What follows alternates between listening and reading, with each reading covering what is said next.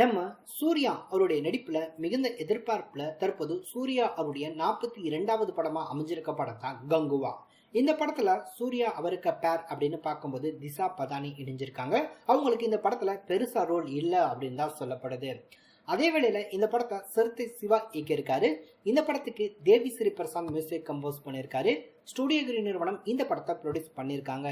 மிகுந்த எதிர்பார்ப்புல கங்குவா படம் உருவாயிட்டு இருக்கு அப்படின்றது எல்லாருக்குமே தெரிஞ்ச விஷயமா இருக்கும். இந்த படத்துடைய கதைக்களம் பொறுத்த வரைக்கும் நிகழ்காலம், அதுக்கு முன்னாடி சில நூற்றாண்டுகளுக்கு முன்னாடி நடந்த காலகட்டத்தை அடிப்படையாக கொண்டு 2 விதமான காலகட்டத்தை அடிப்படையாக கொண்டு இந்த கங்குவா படம் உருவாயிருக்கு அப்படின்னு சொல்லப்படுது. ஏற்கனவே வந்த போஸ்டர் கூட அதை பிரதிபலிக்கிற வகையில அமைஞ்சிருந்துச்சு. அதே வேளையில படத்துக்கான ஷூட்டிங் ப்ராசஸ் பொறுத்த வரைக்கும் தொடர்ச்சியா நடந்துட்டு இருந்துச்சு. படத்துக்கான பேட்ச் ஒர்க் ஷெட்யூல் மட்டுமே பாக்கி இருக்கு அப்படின்ற மாதிரி சொல்லப்பட்டு இருக்கு.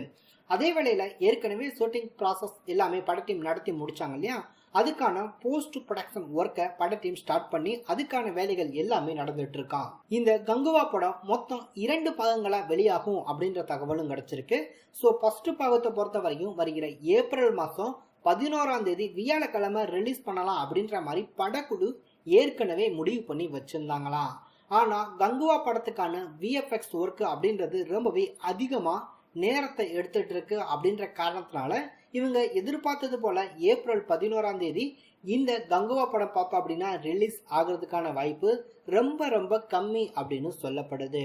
ஸோ விஎஃப்எக்ஸ் ஒர்க் அப்படின்றத எவ்வளவு சீக்கிரம் பட டீம் முடிக்கிறாங்களோ அதை பொறுத்து தான் படத்துக்கான ரிலீஸ் தேதி அப்படின்றத அறிவிக்க முடியும் அப்படின்றதுல பட டீம் ரொம்பவே உறுதியா இருக்காங்க.